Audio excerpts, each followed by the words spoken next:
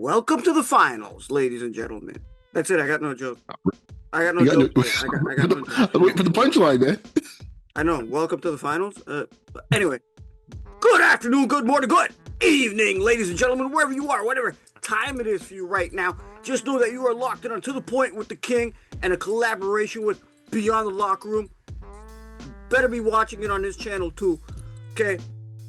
You guys can find us Apple, Amazon, Spotify, Instagram, Facebook, Twitter, X, got a bunch of those. YouTube, which is hopefully where you're watching us. Give each of us a sub. It costs you nothing, right? But I got my man right here, the benevolent, brilliant basketball brain known as Beyond. I just call him B. How you doing today, my brother? Yeah, man. I mean, I need to have like a recording of your intros, man. That'll give me like a perk up in the morning. Man. I appreciate the intro, man. Helps a brother's self-esteem. Benevolent, I love it. I reached out to you, right? Because when I bring on a guest for any of these shows, I always ask a topic. I always cover a topic where they would know and they would be excited about. So with you, I wanted to ask you, my first question of the day is, do you feel after that narrative, like we spoke about behind the scenes, that narrative of, oh, Kareem's going to be out of the league. It goes to Magic. Oh, Magic's going to be out of the league. It goes to Mike. Oh, Mike's going to be out of the league. It goes to Kobe. Oh, Kobe's going to be out. Goes to LeBron. LeBron's leaving. With the way the finals are set up right now, how confident are you in the future of the NBA? As confident as I ever been. I think the NBA is in a position where they're in the best position I think they've ever been in. As strange as it might sound to some, if you hear the doom scrollers online and on TV, you would swear in this case here, this league's about to be defunct in about 6 months. I'm like, am I in the same world? And I think I've been vindicated in some ways with my thought process because of what's happened this year with the TV contract and how beneficial and the benefits they've gotten from it already in a numerous amount of ways. The ratings have been great. The awareness of games now being back on, as we old schoolers call it, rabbit ears. Yep. Exactly. So we're back on regular TV, where it's not like, you gotta go to some cable channel to find it that you may or may not have in your package. Like, it's there. So that's fantastic. And I think going back to the original point, the players in the league, I mean, the players for themselves, I don't think the players get enough credit for this. I mean, there's about 440 players in the NBA usually. Yep. And I'm going to count G League guys. Let's just put this regular NBA. I mean, if you look at regular society versus the NBA, I would suspect the NBA probably has a better record of like who's actually getting themselves, keeping their nose clean versus who's not than regular society. And, you would swear, and you don't even compare society, just compare it with other sports.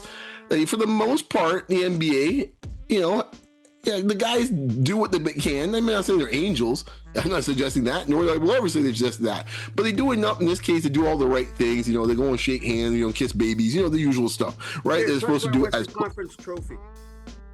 Yeah, right. Like, all the stuff that you expect them to do, for the most part, the players have done that, and they hold up that end of the bargain where they're not putting the league in ill repute. Sadly enough, it's usually the people that are kind of like on that are above them that kind of put them in ill repute. And we see some of the owners that we had in the last 10 years or so.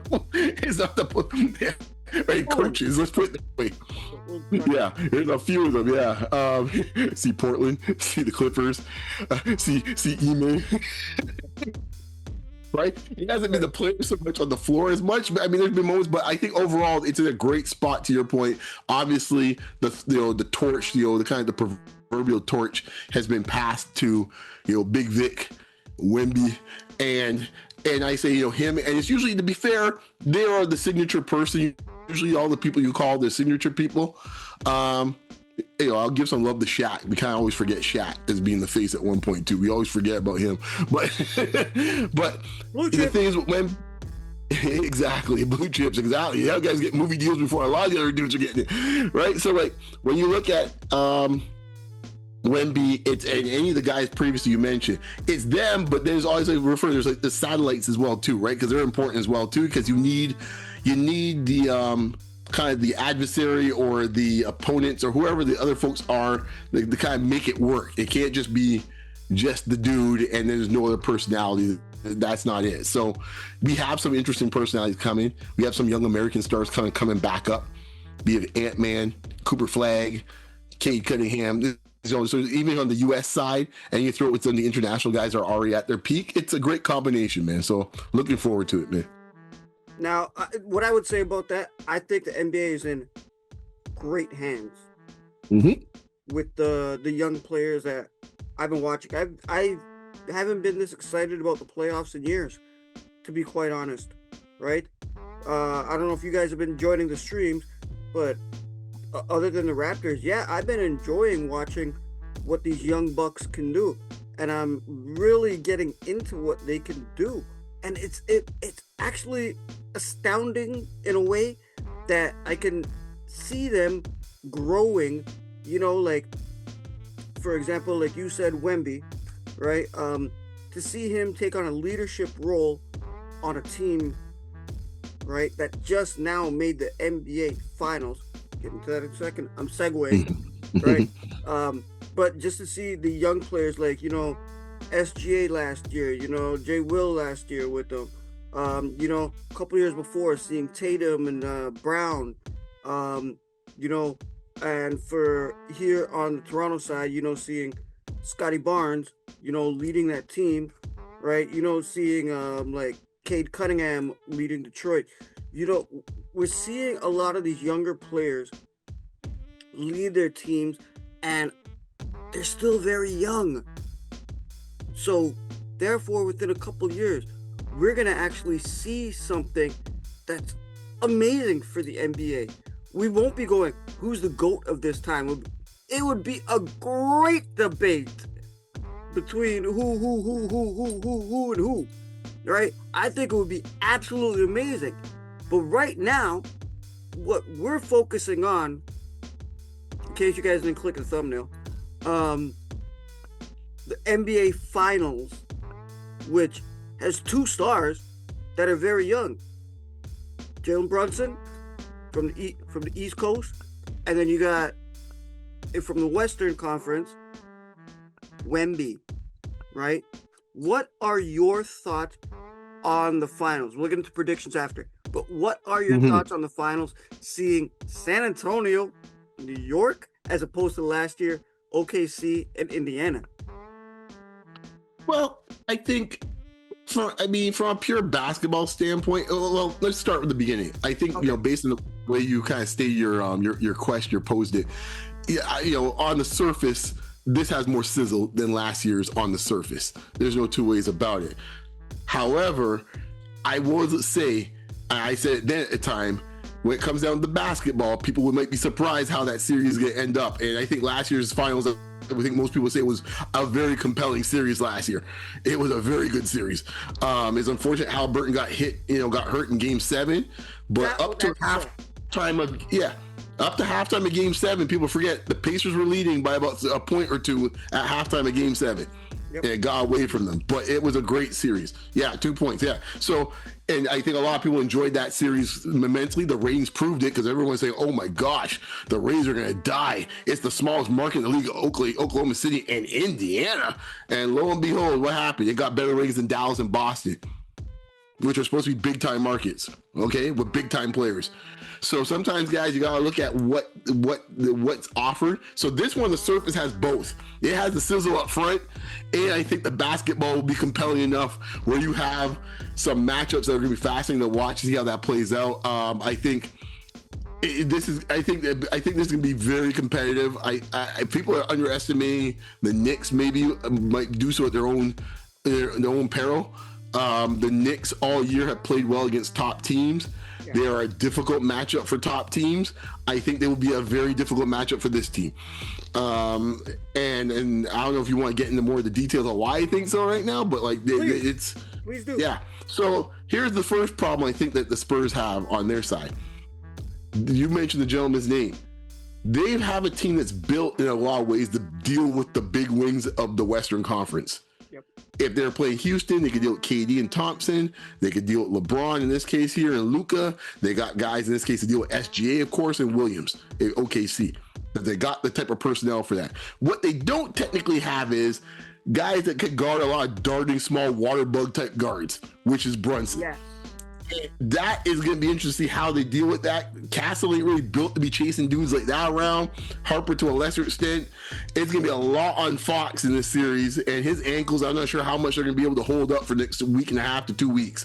But that is, to me, well, he's not. He's only 26, but he's the ankles coming back from that. I think must play any sport. Ankles, man. If your ankles are sore, those are things that have to be just right.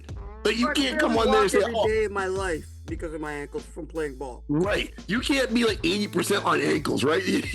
Like it's like if you got a bad finger or thumb, you can tape it up and stuff like that, and you can get away with it. You can't get away with ankles. Like knees, the same thing. Like certain types of parts of the body, like you can feel that every time you jump, every time you make a stop and start move.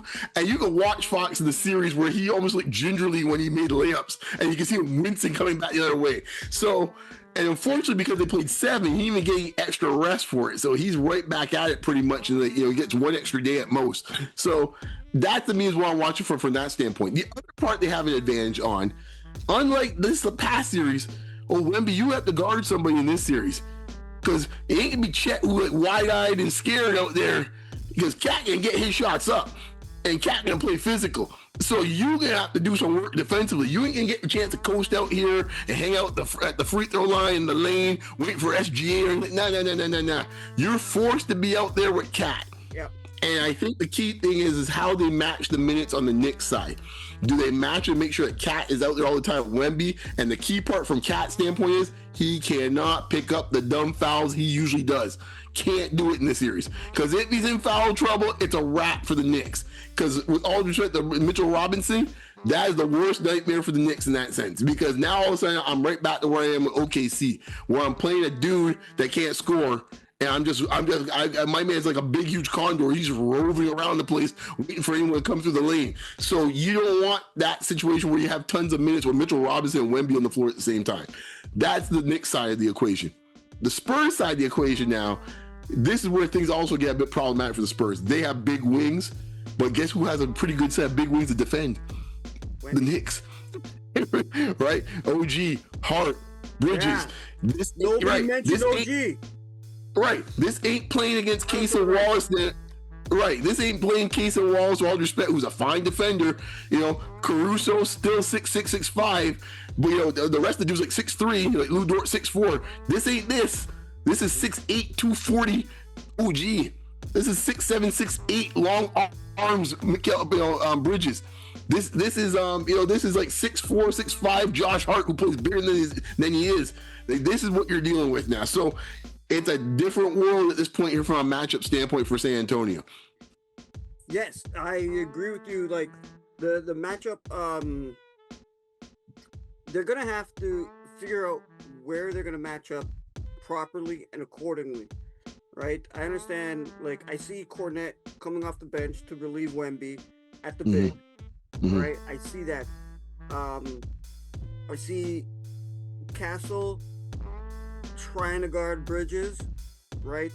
I see Vassell also trying to guard Bridges. The two of them would switch up for the 2 and the 3, right?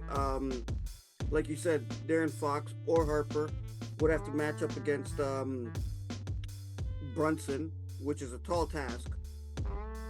Not literally, ladies and gentlemen, right? But a tall task. And the main X factor in this whole series, I believe, is OG and Anunoby.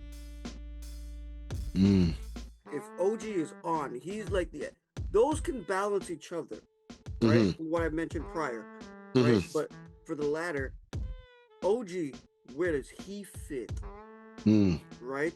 And what is he going to do to take over this? Can he get another ring? Right? I would love to see it. Right? Yeah, because you obviously didn't participate in the last one, so I'm also excited. Shout out to my Filipino family. Yeah, blood related, right? okay. Seeing Clarkson and Harper out there, I really like seeing that. Shout out to my Trini Pinos. But yeah, so as far as the way I see this playing out, I have my own prediction. It's gonna be pretty controversial for some people. So, but before people shit on me and click stop and go look somewhere else, Beyond, what's your predictions for this NBA Finals? I mean, I've kind of liked the Spurs all year, but I think they got the one team I'm a little concerned about how they play them. And honestly, like if you told me the Knicks win this in 7 in San Antonio, I wouldn't be surprised. I think I have Knicks in 6. But these days, winning a game 7 on the road is not so crazy like it used to be. So like I could see this going 7 and the Knicks winning it in 7. I think I initially mentioned on a previous podcast Knicks in 6. I think Knicks in 7. I think because of the scenarios I'm talking about, and I think to be fair to the Spurs side of things, I think they do have a couple of things they can do besides Wemby, obviously, that they can do as well too. I think the Harper element of this, I think he has to have a big series. I think he and Castle, they need to find a way to get them on switches on Brunson. Like I think I can see a lot of 1-2 pick and rolls where Fox is setting the pick just to get Brunson onto one of those two dudes. And I think one of those two dudes have to have, if not both, have to have a big series. But yeah, I think the matchups are just a perfect type of team in a lot of ways to deal with San Antonio. It's arguably one of the few teams in the league that you can say, okay, what's the worst matchup you could get for San Antonio?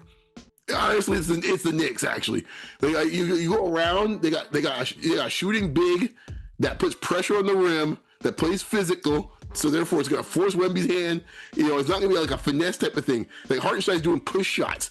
Cat ain't doing push shots when he's going the rim. Cat's elbows out and everything. Like it's coming. So it's just one of those things where I'm like, man, it's like okay, if there's any matchup, like if for example, if some miracle Cleveland got in. They would slaughter Cleveland for the game. They would slaughter Cleveland. But this matchup, it provides some interesting situations.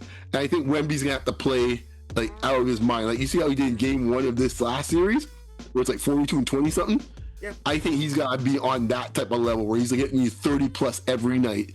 And getting close to like 15, 20 boards. Like he can't have a night where he's scoring like 18 and getting like 11 boards like that. I don't think it's going to cut it in this series.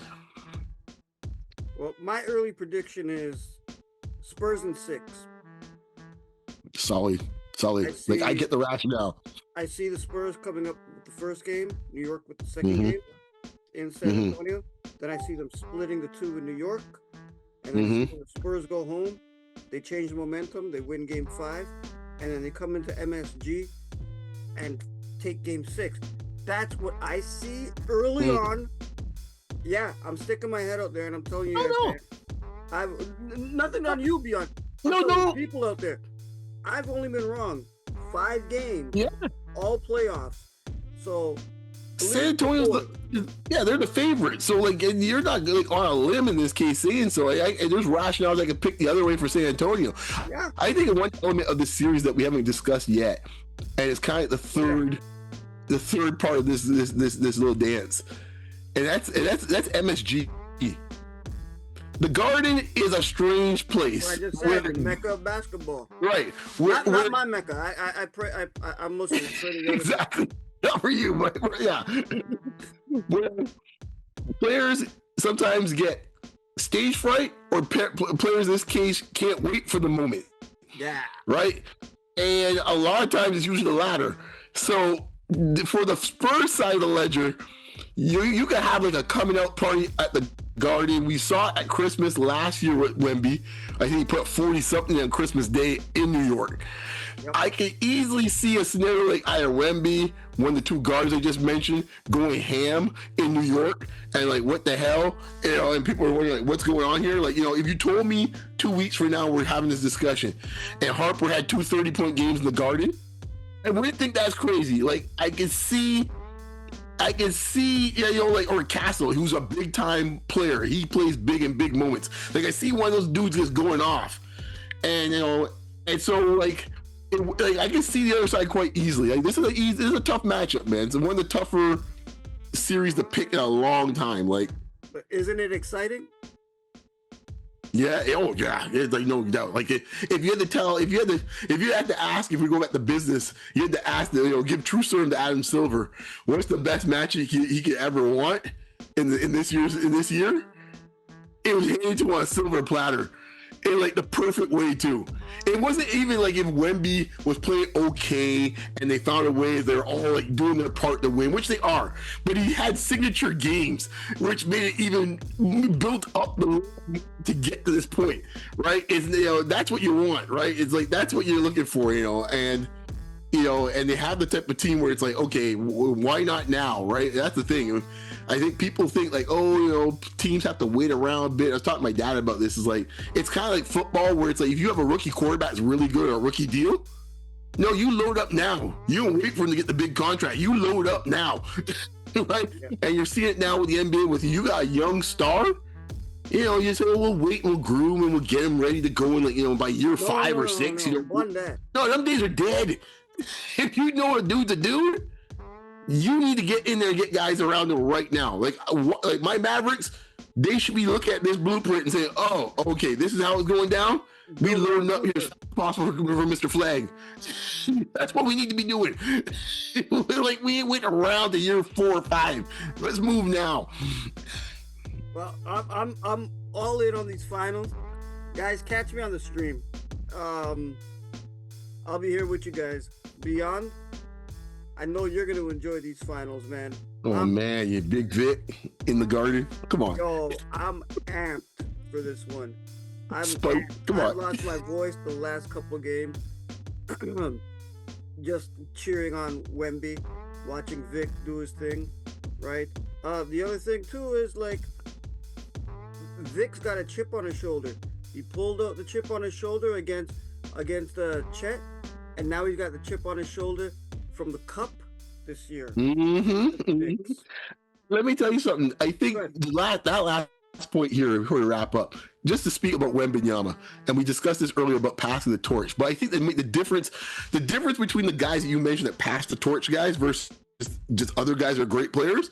And I mentioned this last year on Space, and everyone's going crazy about the All-Star game as usual at the time.